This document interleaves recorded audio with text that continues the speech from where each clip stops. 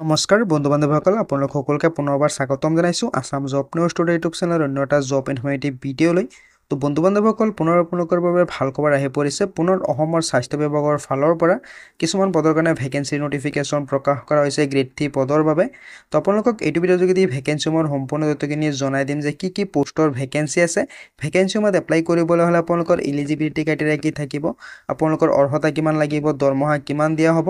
সম্পূৰ্ণ তথ্য আপোনালোকক এইটো ভিডিঅ'ৰ যোগেদি জনাই দিম যদি আপোনালোকে ইন্টাৰেষ্টেড হয় যদি আপোনালোকৰ অৰ্হতা আপোনালোকে ভেকেন্সিসমূহত এপ্লাই কৰিব পাৰিব গতিকে আপোনালোকে ভিডিঅ'টো প্ৰথমৰ পৰা শেষলৈকে চাই থাকিব অলপ স্কিপ নকৰাকে যদি চেনেলটোত নতুন আহিছে তেনেহ'লে সাবস্ক্ৰাইব কৰি ৰাখিব এনেধৰণৰ জব ইনফৰ্মেটিভ ভিডিঅ'বিলাক পাবলৈ আৰু যদি আপোনালোকে এতিয়া আমাৰ হোৱাটছআপ গ্ৰুপত জইন হোৱা নাই জইন হৈ ল'ব পাৰে তাতো আপোনালোকৰ কাৰণে জব ৰিলেটেড ৰেগুলাৰ আপডেটবিলাক দিয়া হয় তো বন্ধু বান্ধৱীসকল অসম স্বাস্থ্য বিভাগৰ ফালৰ পৰা যিকেইটা ভেকেন্সি নটিফিকেশ্যন প্ৰকাশ কৰা হৈছে নতুনকৈ ভেকেন্সিৰ অভাৰভিউ আপোনালোকে চাব পাৰে ডাইৰেক্টৰ অফ হেল্থ ছাৰ্ভিচ আসামৰ তৰফৰ পৰা ভেকেন্সিৰ নটিফিকেশ্যনখিনি প্ৰকাশ কৰা হৈছে অৰ্থাৎ DHS আসামৰ তৰফৰ পৰা ভেকেন্সিৰ নটিফিকেশ্যনখিনি প্ৰকাশ কৰিছে 2025 চনৰ কাৰণে 91টা গ্ৰেড 3 পদৰ কাৰণে ভেকেন্সি নটিফিকেশ্যন প্ৰকাশ কৰা হৈছে নন টেকনিক্যাল পোষ্টৰ কাৰণে তো আপোনালোকে প্ৰথমতে ভেকেন্সিৰ হোবেৰিয়েলছখিনি ভালদৰে চাই লওক যদি আপোনালোকৰ অৰ্হতা বনে যদি আপোনালোকে এলিজিবল হয় আপোনালোকৰ ভেকেন্সিত এপ্লাই কৰিব পাৰিব য'ত আপোনালোকৰ কাৰণে ভেকেন্সি আছে এডুকেটৰ জুনিয়ৰ এছিষ্টেণ্ট পদৰ ভেকেন্সি আছে একাউণ্ট এছিষ্টেণ্ট পদৰ ভেকেন্সি আছে LDA পদৰ ভেকেন্সি আছে অৰ্থাৎ লয়াৰ ডিভিজনেল ক্লাৰ্কৰ ভেকেন্সি আছে আৰু বেসিক হেল্থ ওয়াৰ্কাৰ পদৰ কাৰণে ভেকেন্সি নটিফিকেশ্যন প্ৰকাশ কৰিছে তো প্ৰথমতে আপোনালোকে ভেকেন্সিৰ সম্পূৰ্ণ ডিটেইলছখিনি ভালদৰে চাই লওক যদি আপোনালোকৰ অৰ্হতা বনে যদি আপোনালোকে এলিজিবল হয় আপোনালোকে ভেকেন্সিত এপ্লাই কৰিব পাৰিব তো স্বাস্থ্য বিভাগৰ ফালৰ পৰা যিকেইটা ভেকেন্সি নটিফিকেশ্যন প্ৰকাশ কৰা হৈছে তাৰে প্ৰথমটো ভেকেন্সি আপোনালোকে চাব পাৰে যে হেল্থ এডুকেটৰ পদৰ কাৰণে 78টা পদৰ কাৰণে ভেকেন্সি নটিফিকেশ্যন প্ৰকাশ কৰিছে স্যালাৰিটো আপোনালোকে চাব পাৰে যে 14000 টকাৰ পৰা 70000 টকালৈকে দিয়া হ'ব পাৰ মান্থ হিচাপে লগতে আপোনালোকে গ্ৰেড পেটো চাব পাৰে যে 7600 টকালৈকে দিয়া হ'ব আপোনালোকৰ গ্ৰেড পেটো 2 নম্বৰত আপোনালোকে চাব পাৰে যে জুনিয়ৰ এছিষ্টেণ্ট একাউণ্ট এছিষ্টেণ্ট কাম LDA পদৰ কাৰণে আপোনালোকে চাব পাৰে যে 72টা পদৰ ভেকেন্সি আছে ইয়াত আপোনালোকে স্যালাৰিটো চাব পাৰে যে 14000 টকাৰ পৰা আপোনালোকক 70000 টকালৈকে দিয়া হ'ব পাৰ মান্থ হিচাপে লগতে আপোনালোকৰ গ্ৰেড পে থাকিব 6200 টকালৈকে তো যদি আপোনালোকে ইন্টাৰেষ্টেড হয় যদি আপোনালোকৰ অৰ্হতা আপোনালোকে ভেকেন্সিত এপ্লাই কৰিব পাৰিব তো প্ৰথমতে আপোনালোকে ভেকেন্সিৰ হোবেৰিয়েলছখিনি ভালদৰে চাই লওক তো 3 নম্বৰত আপোনালোকে চাব পাৰে যে বেসিক হেল্থ ওয়াৰ্কাৰ পদৰ কাৰণে 41টা পদৰ ভেকেন্সি নটিফিকেশ্যন প্ৰকাশ কৰা হৈছে য'ত আপোনালোকক 14000 টকাৰ পৰা 70000 টকালৈকে দিয়া হ'ব আপোনালোকৰ স্যালাৰিটো গ্ৰেড পে থাকিব আপোনালোকৰ 5600 টকালৈকে থাকিব গ্ৰেড পে তো যেটা ভেকেন্সি আছে ভেকেন্সিৰ এপ্লাই কৰিবলৈ হ'লে আপোনালোকৰ শিক্ষাগত অৰ্হতা কি লাগিব আপোনালোকে চাব পাৰে হেল্থ এডুকেটৰ পদৰ যেটা ভেকেন্সি আছে তাতে আপোনালোকে গ্ৰেজুৱেশ্যন ডিগ্ৰী কমপ্লিট কৰা হ'ব লাগিব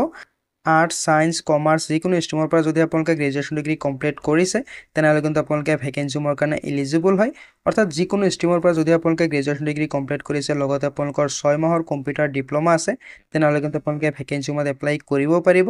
ইয়াৰ উপৰিও জুনিয়ৰ এছিষ্টেণ্ট একাউণ্ট এছিষ্টেণ্ট কাম LDA পদৰ যিকেইটা ভেকেন্সি আছে তাতো আপোনালোকৰ গ্ৰেজুৱেশ্যন ডিগ্ৰী কমপ্লিট কৰা হ'ব লাগিব লগতে 6 মাহৰ কম্পিউটাৰ ডিপ্লোমা থাকিব লাগিব অৰ্থাৎ যিকেইটা ভেকেন্সি নটিফিকেশ্যন প্ৰকাশ কৰা হৈছে স্বাস্থ্য বিভাগৰ ফালৰ পৰা ভেকেন্সি মতে আপোনালোকে গ্ৰেজুৱেশ্যন ডিগ্ৰী কমপ্লিট কৰিলে এপ্লাই কৰিব পাৰিব যিকোনো ষ্ট্ৰীমৰ পৰা যদি আপোনালোকে গ্ৰেজুৱেশ্যন ডিগ্ৰী কমপ্লিট কৰিছে লগতে যদি আপোনালোকৰ 6 মাহৰ কম্পিউটাৰ ডিপ্লোমা আছে তেনেহ'লে কিন্তু আপোনালোকে ভেকেন্সিৰ কাৰণে এলিজিবল হয় তো আপোনালোকে এজ লিমিটটো চাব পাৰে যে আনৰিজাৰ্ভ কেটেগৰীৰ কাৰণে 18 বছৰ বয়সৰ পৰা 40 বছৰ বয়সৰ সকলো প্ৰাৰ্থী এপ্লাই কৰিব পাৰিব OBC কেণ্ডিডেটছে 18 বছৰ বয়সৰ পৰা 43 বছৰ বয়সৰ সকলো প্ৰাৰ্থী এপ্লাই কৰিব পাৰিব SC ST কেণ্ডিডেটছে আপোনালোকে চাব পাৰে যে 18 বছৰ বয়সৰ পৰা 45 বছৰ বয়সৰ সকলো প্ৰাৰ্থী এপ্লাই কৰিব পাৰিব আৰু PWD কেণ্ডিডেটছে আপোনালোকে চাব পাৰে যে 18 বছৰ বয়সৰ পৰা 50 বছৰ বয়সৰ সকলো প্ৰাৰ্থী কিন্তু এপ্লাই কৰিব পাৰিব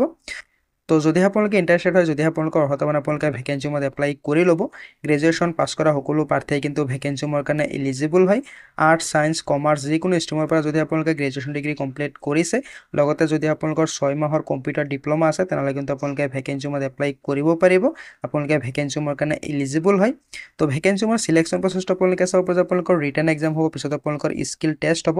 অৰ্থাৎ ৰিটেন এক্সামত কোৱালিফাই হ'লে আপোনালোকৰ কম্পিউটাৰৰ ওপৰত আপোনালোকৰ স্কিল টেষ্ট হ'ব আৰু এই দুটা পৰ্যায়ত আপোনালোকৰ সিলেকশ্যন কৰা হ'ব তো আপোনালোকে ভেকেন্সিত কেনেদৰে এপ্লাই কৰিব তাৰ সম্পূৰ্ণ ডিটেইলছখিনি দিয়া হৈ আছে আপোনালোকে অফিচিয়েল ৱেবছাইটত এপ্লাই কৰিব লাগিব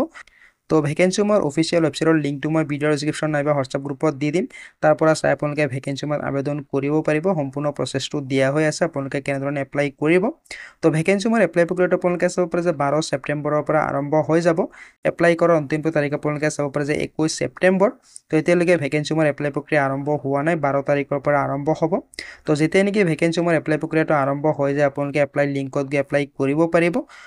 কিন্তু ভেকেঞ্চি মোৰ যিটো নেকি অফিচিয়েল নটিফিকেশ্যন আছে, অফিচিয়েল নটিফিকেশ্যন ইতিমধ্যে প্ৰকাশ কৰা হৈছে। তো আপোনালোকে ভেকেঞ্চি মোৰ হবি ডিটেইলছখিনি নিজে ভালদৰে চাই ল'ব পাৰে যদিহে আপোনালোকৰ অৰ্হতা বনে। যদিহে আপোনালোকে ইণ্টাৰেষ্টেড হয়, আপোনালোকে ভেকেঞ্চি মত এপ্লাই কৰি ল'ব পাৰিব। অসমৰ স্বাস্থ্য বিভাগৰ ফালৰ পৰা ভেকেঞ্চিৰ নটিফিকেশ্যন প্ৰকাশ কৰা হৈছে নতুনকৈ। 191টা পদৰ ভেকেঞ্চিৰ নটিফিকেশ্যন প্ৰকাশ কৰিছে। আছাম গভৰ্ণমেণ্টৰ জব হয়। তো যদিহে আপোনালোকে ইণ্টাৰেষ্টেড হয়, যদিহে আপোনালোকৰ অৰ্হতা বনে, আপোনালোকে এপ্লাই কৰি ল'ব, যিহেতু বেলেগ বেলেগ পোষ্টৰ ভেকেঞ্চি আছে। তো আশা কৰিছোঁ ভিডিঅ'টো আপোনালোকে ভাল পাইছে। ভিডিঅ'টো ভাল পাইছে লাইক এটা কৰি দিব পাৰে, কিবা সুধিব থাকিলে কমেণ্টত জনাব পাৰে। তো লগ পাম অন্য এটা ভিডিঅ'ত নতুন আপডেটৰ সৈতে। ধন্যবাদ।